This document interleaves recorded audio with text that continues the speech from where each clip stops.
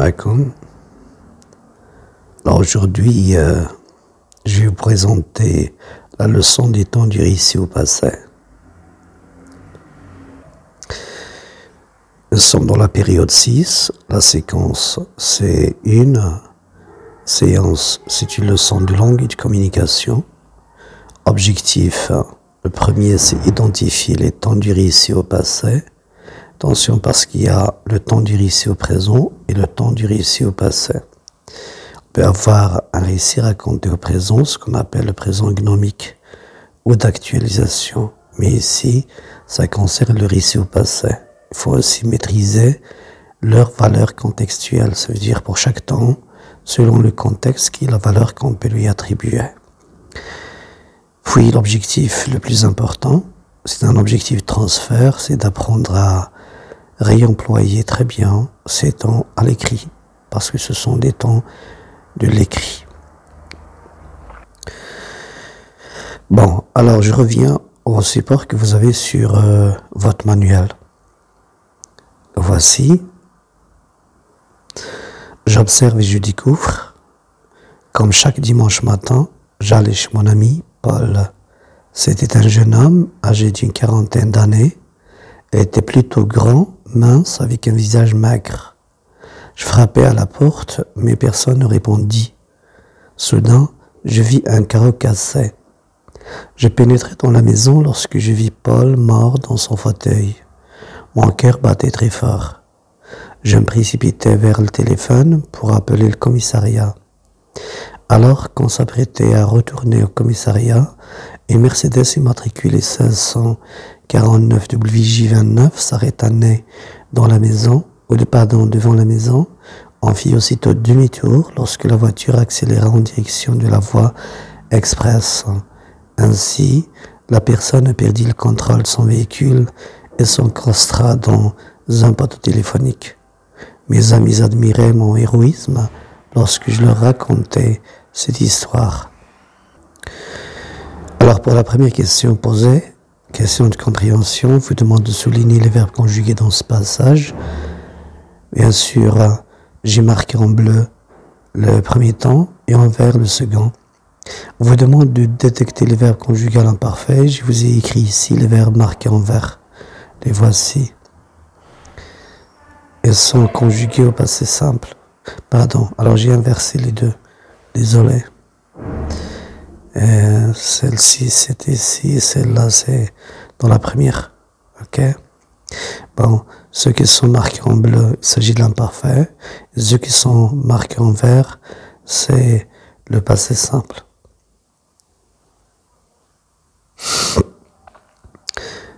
Bien sûr, j'aimerais aussi discuter pourquoi ces temps sont donnés à l'imparfait. Exemple de celle-ci, vous avez comme chaque dimanche matin, j'allais chez mon ami Paul. Alors, avec comme chaque dimanche matin, c'est une récurrence temporelle qui veut dire que l'action aller est une action habituelle.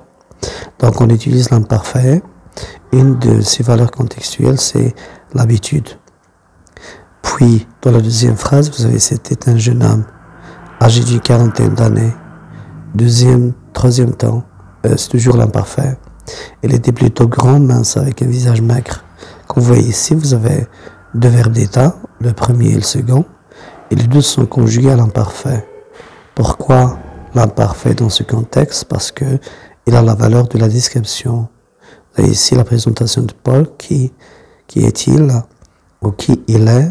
C'est un jeune homme, il est âgé d'une quarantaine d'années, grand, mince, visage maigre. Comme vous voyez, il s'agit d'un portrait physique. Oui, alors un portrait physique.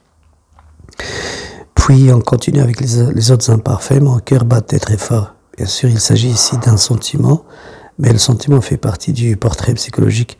Vous voyez ici la personne, c'est-à-dire l'ami de Paul, quand il l'a trouvé mort sur son fauteuil ou dans son fauteuil, et il avait peur. Son cœur battait la chamade. Puis vous avez aussi, alors qu'on s'apprêtait, ça prend du temps, d'accord?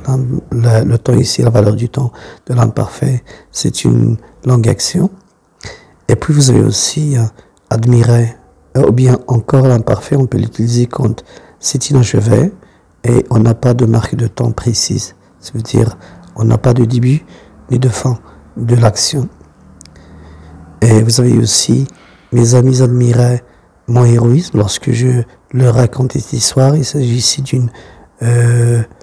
d'une simultanéité. Vous avez deux actions qui sont simultanées.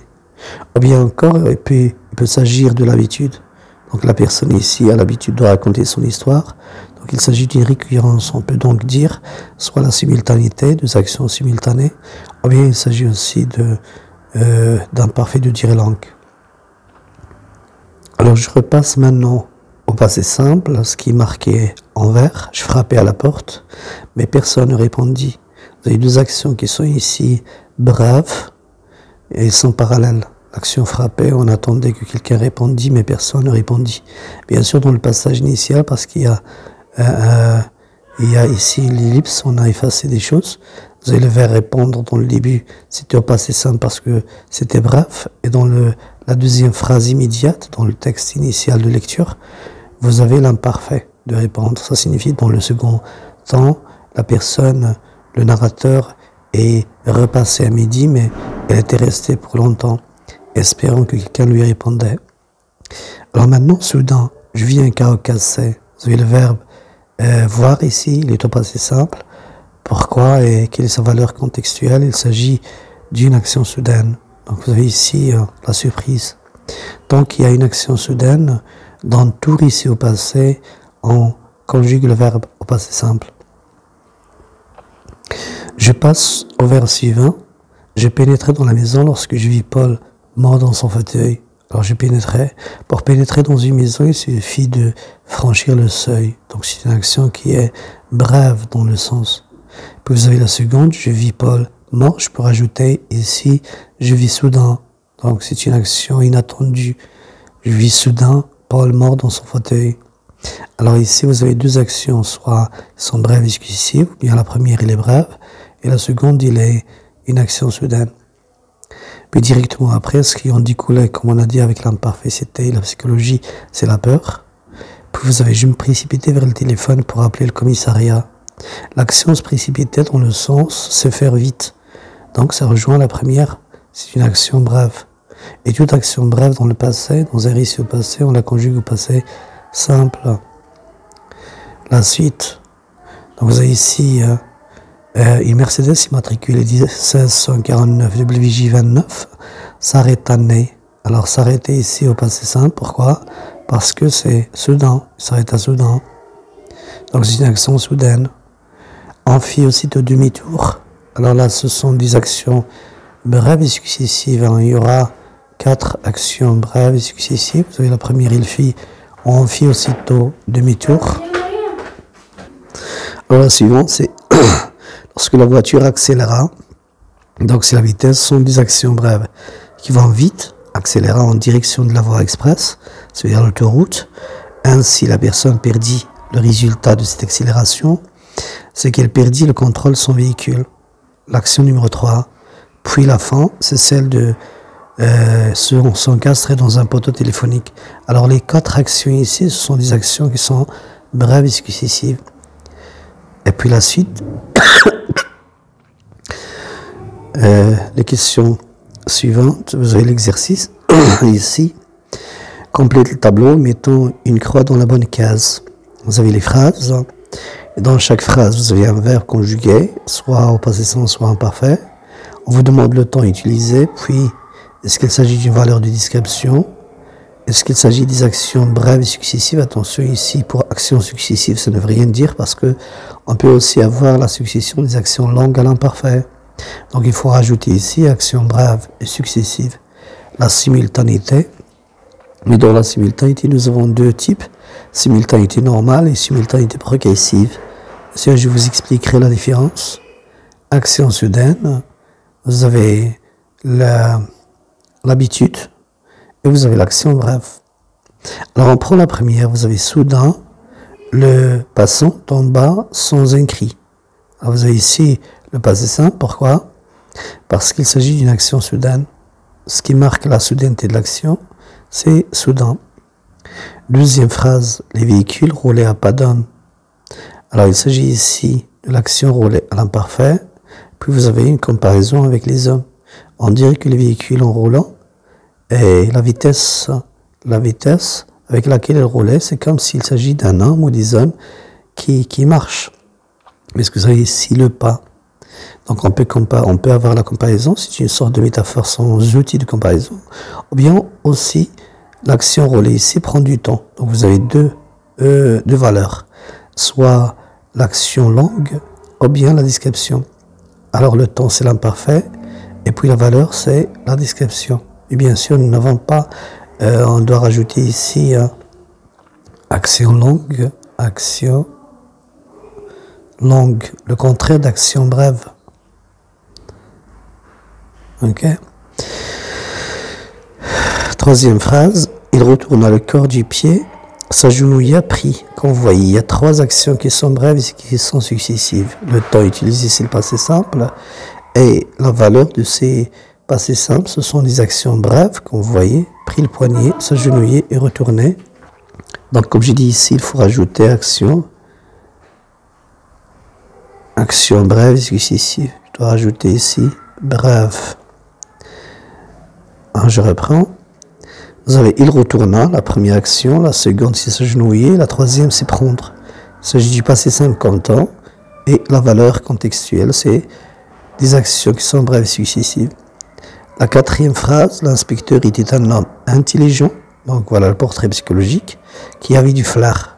Flair c'est le sixième sens, normalement celui qui a flair c'est le chien, mais tout simplement qu'il y a parfois des inspecteurs qui sont dotés d'un sens, un sixième sens capable de détecter par exemple parmi plusieurs suspects celui qui pourrait être le vrai coupable. Bon, il s'agit donc de l'imparfait ici, doublement, être et avoir, ou avoir le flair, et la valeur c'est la description. Vous avez aussi la femme tremblait, c'est une description psychologique pour dire qu'il avait peur. Mais quand même, ils ont écrit ici le sentiment. Ok, j'ai oublié de mettre ça. Oui, sentiment. Voilà, c'est ici. Mais quand on décrit les sentiments, c'est le portrait psychologique. Donc tout simplement, c'est de la description aussi. Le sentiment, c'est de la description. Et puis vous avez un homme sûr de son affaire, il fit deux gestes instantanés. On a le passé simple, et la valeur c'est le sentiment. Pardon, c'est pas le sentiment. La valeur c'est... Non, c'est pas ça. Donc vous avez action soudaine, ok. Il s'agit d'une action qui est soudaine. Ou bien aussi action brève. Vous avez au fur et à mesure qu'il courait, alors là c'est la simultanéité, mais une simultanéité progressive. Au fur et à mesure qu'il courait, sa peur grandissait. Ça signifie que il n'a pas couru au début, il n'avait pas peur, il a couru un peu, il avait un peu peur, il courait beaucoup, ou il a trop couru, et puis sa peur grandissait donc au fur et à mesure. Il s'agit d'une simultanéité progressive. Pour la simultanéité normale, parce que je vous en ai parlé tout à l'heure, je vous donne un exemple. Et c'est le même que j'ai donné en classe au moment où mon père lisait le journal au salon, virgule, maman préparait le repas à la cuisine, par exemple.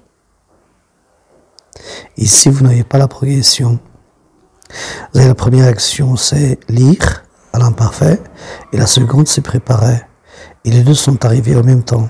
Et l'outil de subordination qui va introduire la simultanéité dans la principale subordonnée, c'est au moment où mon père lisait le journal au salon, virgule, maman préparait le repas à la cuisine. Il s'agit donc d'une simultanéité normale.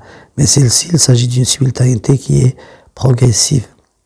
Je vous donne un autre type ou un autre exemple pour la simultanéité progressive.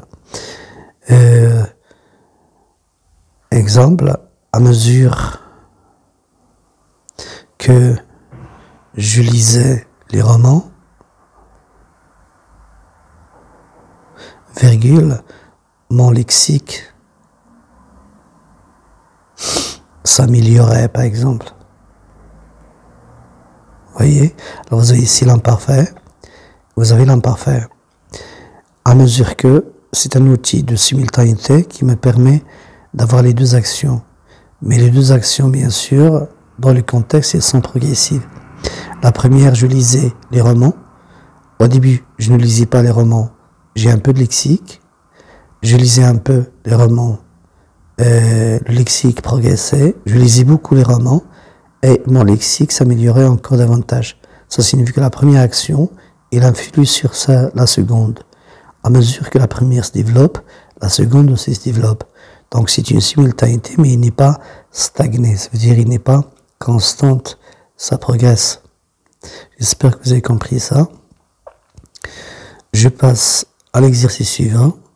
Vous avez l'auteur a oublié de conjuguer les verbes de cet extrait de sa nouvelle policière au temps du récit au passé. Conjugue-les. L'inspecteur, j'ai mis ici l'imparfait. L'inspecteur cherchait le moindre indice qui pourrait l'aider à résoudre l'enquête. Alors pourquoi l'imparfait? Parce que vous avez ici le moindre indice. Ça signifie que cette action demande du temps. Donc il s'agit d'un imparfait de durée longue. Et puis vous avez aussi le conditionnel ici.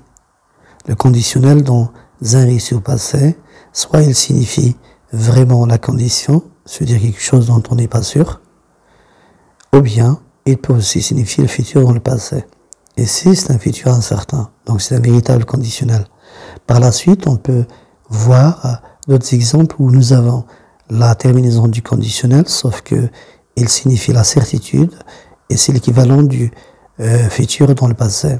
Et je vous rappelle que quand on passe du discours direct où le verbe introducteur est au passé, entre les guillemets, nous avons le futur simple. Ce futur simple se transforme dans le discours indirect intégré au récit en conditionnel présent. C'est ça le temps utilisé, sauf que ça ne signifie nullement pas la condition ou le conditionnel en tant que mode, mais bel et bien l'indicatif, c'est-à-dire le mot de la certitude, avec le même sens du futur, mais un futur dans le passé. Bon, on verra ça. Ensuite, soupçonnons la femme de Monsieur Brooks, qui s'appelait. Alors là, c'est la présentation d'un personnage, il s'agit de la description, l'imparfait descriptif. Clotilde. Et puis vous avez le début d'une action. Il commença à lui poser les questions. Normalement, l'action qui est ici, c'est poser des questions. Mais on s'est focalisé sur le début de cette action. Et le début d'une action se fait toujours dans un récit au passé simple. Et qu'est-ce qu'on fait pour réaliser le début d'une action? Le verbe proprement dit, on choisit un semi-auxiliaire, c'est commencer, se mettre, débuter, etc. On conjugue au passé simple, puis on rajoute le verbe, le vrai verbe, la vraie action à l'infinitif. Si je relis la phrase, j'avais trouvé que poser des questions, c'est elle la vraie action. Mais je me suis focalisé sur le début de cette action de poser des questions. Il commença à poser des questions sur l'endroit. Vous voyez? Donc ça signifie que ces questions posées peuvent être des questions en termes de temps très longues, ou bien ça demande du temps. Mais l'important, c'est que on s'est focalisé ici, dans la narration, sur le début de cette action. Et tout début d'action dans le passé se fait au passé simple. Puis il lui posait des questions, il commença à lui poser des questions sur l'endroit où elle s'était trouvée. Pourquoi j'ai utilisé le plus que parfait? Parce qu'au moment de commencer les questions, l'action de se trouver n'était pas une action de suite, mais une action d'avant. Ça veut dire qu'il s'agit ici d'une rétrospection, ça veut dire une analepse, un retour en arrière, un feedback. Là où la trame de la narration est arrivée, si une action se passe avant, même s'il est écrite après, mais dans le sens se passer normalement avant, on va faire le plus que parfait. C'est ainsi que j'ai marqué ces verbes. Ils sont tous des rétrospections, ça veut dire des retours en arrière. Je reprends pour que vous puissiez comprendre. Il commença à lui poser des questions sur l'endroit où il s'était trouvé au moment du meurtre. Donc, le moment du meurtre, c'était avant. Et c'est pour cela que nous avons besoin du plus que parfait. De son mari pour savoir si elle avait eu un alibi. Ça veut dire s'il avait eu une justification pour nier qu'il était responsable de la mort de son mari. Et si oui, lequel? Quel alibi? Je passe à la phrase suivante. Elle répondit. Alors tous les verbes introducteurs dans les discours indirects introduits au récit, exemple de celui-ci, tous les verbes de parole introducteurs sont donnés au passé simple. Sauf si par exemple un personnage allait répondre avec une tirade, une longue tirade. On va donc mettre l'imparfait. Mais généralement les paroles échangées sont des paroles très courtes. À l'exemple d'ici, vous avez donc le passé simple. Il lui répondit qu'elle s'était trouvée chez une amie qui s'appelait Jacqueline. Alors si je vais reprendre la phrase qu'il a dite, je vais donc la voir en un peu de temps. C'est ainsi que le verbe répondre doit être passé simple.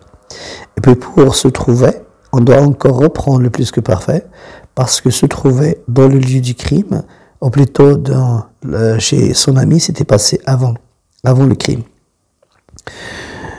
Et puis encore la présentation du personnage Jacqueline, l'imparfaite description. Les deux avaient fait une partie de cartes, toutes les deux. Et là encore, c'est le retour en arrière. Et voilà encore le retour en arrière. Là, on ne nous demande pas de conjuguer. Elle était arrivée vers 19h, un autre plus que parfait du retour en arrière, et était repartie aux environs de 21h.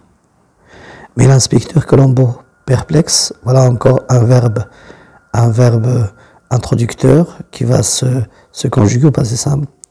Lui demanda si elle s'était absente. Et voilà encore un plus que parfait de retour en arrière pendant quelques minutes pour aller aux toilettes par exemple. Ok, alors, était ici, c'est pas là où je dois le mettre, mais bon.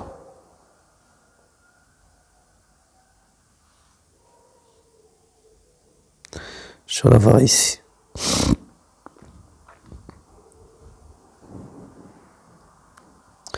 Bon, je reprends. C'est parce que j'ai ici. Désolé. Alors Clotilde était une riche bourgeoise, voilà donc l'imparfait de la description, veuve, mère de 3 enfants. Le lieutenant, encore celle-ci, avait eu un indice. C'était la présentation encore. Je dois la voir ici. Désolé pour cet embrouille. C'était un morceau de tissu provenant d'eux, et ce sera la description. Maintenant, c'est ce que vous avez sur le manuel, ce que je propose pour que vous compreniez encore plus, parce que c'est une leçon très importante. Vous avez un constat. Le récit, c'est quoi? Le récit, c'est une suite alternative bien organisée d'actions. C'est-à-dire, vous avez de la narration, et vous avez des images. Voilà le récit, du début jusqu'à la fin. On a de la narration. À un certain moment, le narrateur arrête la narration pour nous donner des images. Une image, par exemple, d'un personnage nouveau. Et quand il le décrit, il reprend les actions de ce personnage ou bien d'autres. Une fois ces personnages sont arrivés, par exemple, dans un lieu nouveau, il repasse à la description. Donc, il arrête la narration ici. Il repasse à la description. Une fois cette description est finie, il repasse encore à l'action, à la description, à l'action, à la description, alternativement du début jusqu'à la fin de l'histoire. Voilà comment est organisé le récit. Bon, alors je reprends. Description des portraits, des objets, des lieux, des animaux, etc. Donc le lecteur a besoin des images. Lorsque le narrateur déclenche la narration, par exemple, il arrête la description et vice-versa. Et quand il déclenche la description, la narration s'arrête. Ce passage d'une scène à l'autre ou d'une image à l'autre est chronologique. Ça veut dire, il suit une logique du style et aussi de la trame et aussi du temps. C'est ce qu'on appelle la trame narrative, où on emploie deux temps spéciaux seulement, c'est l'imparfait et le passé simple. Ce sont les temps de la chronologie narrative et de la description. Sans toutefois oublier que parfois le narrateur peut recourir au cours de la trame à des détails antérieurs, ça veut dire des feedbacks, des rétrospections, des retours en arrière, qu'on appelle ça. On l'appelle analepse, rétrospection, feedback. Ou bien parfois encore, il peut faire même des anticipations, ça veut dire des projections dans le futur dans le passé, auxquelles la trame n'est même pas encore arrivée. On appelle ces prospections, ou bien ces anticipations, des prolepses ou des futurs dans le passé. Pour que vous compreniez mieux,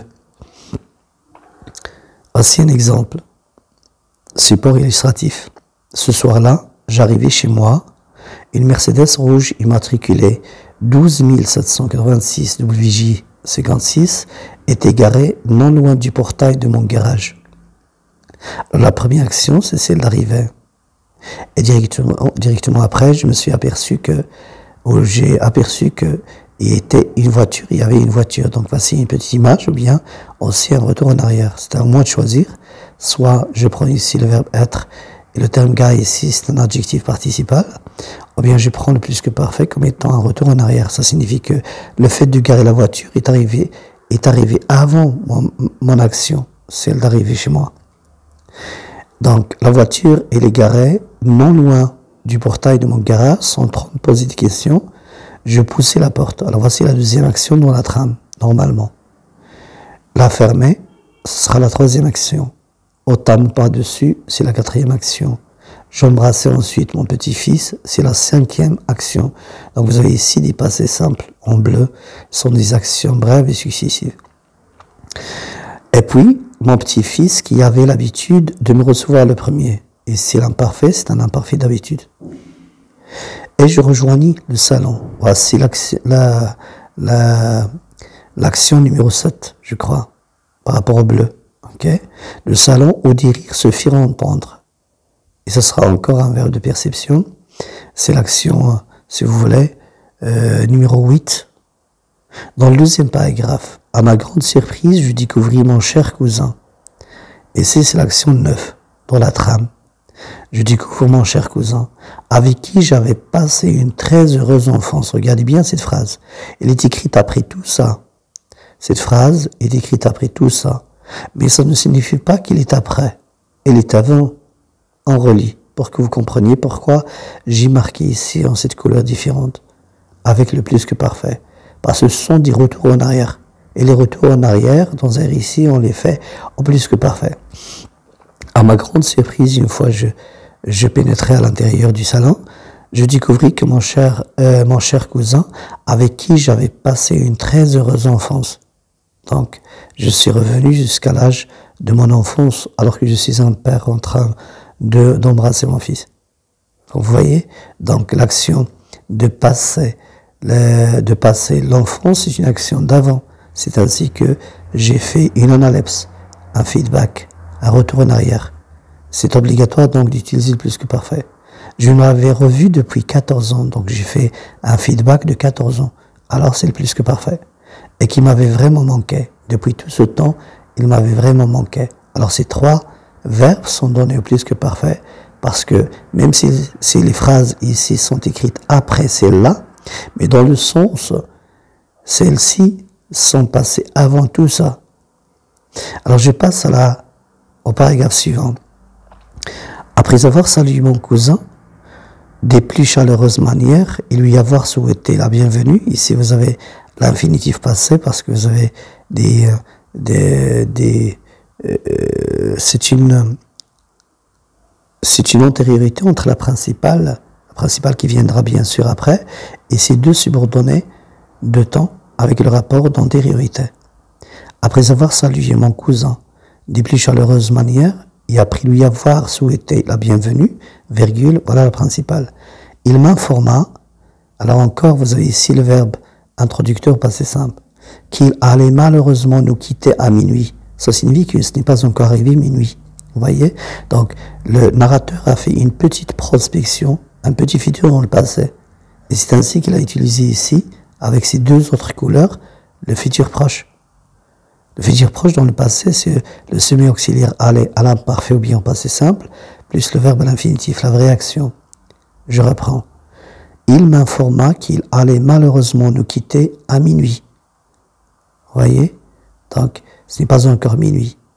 On a fait un petit futur dans le passé, une petite projection pour le futur. Et qu'il repartirait aux États-Unis le surlendemain. Voilà encore un futur un petit peu lointain dans le passé, 2 jours après. Voilà l'action qui allait se passer. Vous voyez? Minuit, et qu'il repartirait aux États-Unis. Donc encore ici, pour aller nous quitter et repartir, même si c'est écrit ici, ça se passe, ou ça se passera après celles qui sont marquées ici. Ces actions qui sont marquées ici, et ces descriptions aussi, ces deux se passeront après. Relisez le texte après mon explication, vous allez comprendre. Donc, qu'il allait malheureusement nous quitter à minuit, et qu'il repartirait aux États-Unis le surlendemain. Le surlendemain, ça veut dire 2 jours après. C'est l'équivalent de après-demain au présent. Quand on est au présent. Mais puisque ici est au passé, donc, on ne dit pas après-demain, on dit le surlendemain. Alors maintenant, l'action nous profitions, normalement, ça viendra après directement celle-ci. Vous voyez, dans la trame, celle-ci est suivie de celle-là. Et non pas ces deux, même si elles sont écrites après. Relisez pour comprendre. Vous allez trouver que ces deux actions ne sont pas normalement dans la logique placée ici. Vous voyez? Ils doivent être normalement ici, après. Bon, c'est ce qu'on appelle le futur dans le passé. Et c'est ce que j'ai marqué ici. J'ai dit que il peut même faire des anticipations auxquelles la trame n'est même pas encore arrivée. Les voici. Voici deux. On a fait des anticipations de 2 actions auxquelles la trame c'est là où on est arrivé dans la narration, la vraie chronologie des actions. On n'est pas encore arrivé à ces 2 actions, mais quand même on a fait une projection de 2 jours et de 5 heures après. Alors nous profitions, voilà ce qu'on a fait, nous profitions alors des 5 heures. Et si c'est l'imparfait de durée longue, on a espéré que ce soit une durée longue. Combien? 5 heures. Donc ce qui manquait, ou ce qui restait pour minuit, c'était 5 heures. Donc l'action aller nous quitter n'est pas encore arrivée. On a encore 5 heures devant nous. Vous voyez? Donc c'est ainsi que cette action, normalement, suit directement celle-là. Et ces deux sont 2 futurs dans le passé. Nous profitions alors des 5 heures qui restaient. On espérait que ça doit être longue. Ou ils doivent être longues, ces 5 heures. Pour assouvir mutuellement nos curiosités et nos nostalgies, parce que nous avons beaucoup de choses à se raconter, beaucoup de choses à se dire et des questions à se poser. Or, malheureusement donc, voyez, on a espéré que ce soit long. 2 actions qui doivent être normalement longues. C'est pour cela que j'ai choisi l'imparfait, puis après j'ai choisi ça. Or, malheureusement, 5 heures, parce que on a beaucoup de souvenirs dont on doit parler, etc. Et cette curiosité ne sera pas assouvie. Et les 5 heures qu'on a espéré qu'ils soient longues vont s'avérer courtes. Or, 5 heures s'écoulèrent. Ce qu'on appelle le passé simple résumé d'une action. On a résumé le 5 heures pour dire que c'est écoulé vite, en vitesse. Vous voyez? Même si 5 heures, on a choisi le passé simple. Pourquoi? Parce que vous avez ici la connotation de la brièveté. Minuit arrivait. Vous voyez? Alors, minuit dont je parlais ici. La voici maintenant dans la trame. J'ai arrivé dans la trame à minuit. Minuit arrivait, il nous quitta. Quand est-ce normalement cette action de quitter, c'est Edith. Elle est dite ici, mais sous forme d'un petit futur proche. Vous voyez? Il allait malheureusement nous quitter à minuit. Mais il est encore à la maison. C'est pas encore minuit. Maintenant, dans la trame, nous sommes arrivés à minuit. Vous voyez? Minuit arrivait, il nous quitta au seuil du logis, les larmes aux yeux. Il se précipita dans sa Mercedes, monta à bord, nous fit signe de sa main. Alors toutes ces actions en bleu sont des actions brèves et successives. Puis directement après, il commença son long voyage. Ici encore, vous avez le semi-auxiliaire commencé, même si le nom ou le verbe pardon, voyager a été nominalisé. Mais c'est clair qu'on s'est focalisé sur le début de l'action du voyage. Et commença un nouveau long voyage. Bon, alors, récapitulatif des temps. Récapitulatif des valeurs des temps du récit au passé. Pour le passé simple, on utilise pour une action accomplie, une action brève, des actions qui sont brèves et successives, une action qui est soudaine, ou bien une action soudaine qui copie une action longue, début d'une action, résumé d'une action. Alors j'ai fait celle-ci, celle-là, j'ai fait l'action soudaine, je vais vous montrer les actions brèves et successives, action brève, action accomplie et une action soudaine qui copie une action longue. On va les faire aux exercices après. Et puis pour l'imparfait, vous avez de la description dont on a parlé, l'habitude, ou bien l'action récurrente comme celle du fils, il avait l'habitude de me recevoir le premier. L'action accomplie, inaccomplie ou longue, on a parlé de celle-ci aussi. Exemple de celle-là, en vert, nous profitions alors des 5 heures, nous voulions que ce soit longue, qui restait, on a espéré que ce soit longue. Et vous avez ici 2 actions qui sont simultanées. J'en ai parlé dans les exercices de tout à l'heure. Et puis 2 actions qui sont simultanées progressives. Donc nous avons 2 types de simultanéité. Maintenant, pour le plus que parfait, quand est-ce qu'on l'utilise dans le récit? C'est tout simplement dans la trame, quand on est arrivé à une action qui demande des détails d'avant. Alors on fait la rétrospection, ça veut dire le retour en arrière pour donner quelques détails. Exemple avec qui j'ai passé, ou j'avais passé une belle enfance. Le plus que parfait m'a permis de faire la rétrospection ou un retour en arrière. Et pour des actions anticipées dans le passé, sous forme de futur, futur proche ou bien futur du passé, vous avez des actions progressives, soit avec la terminaison du conditionnel, ou bien aller au passé simple ou à l'imparfait plus l'infinitif. J'espère que vous avez saisi, vous avez compris cette leçon du temps du récit, bien sûr. Vous allez encore avoir le récit les années prochaines. Et vous allez les étudier en détail. Merci beaucoup.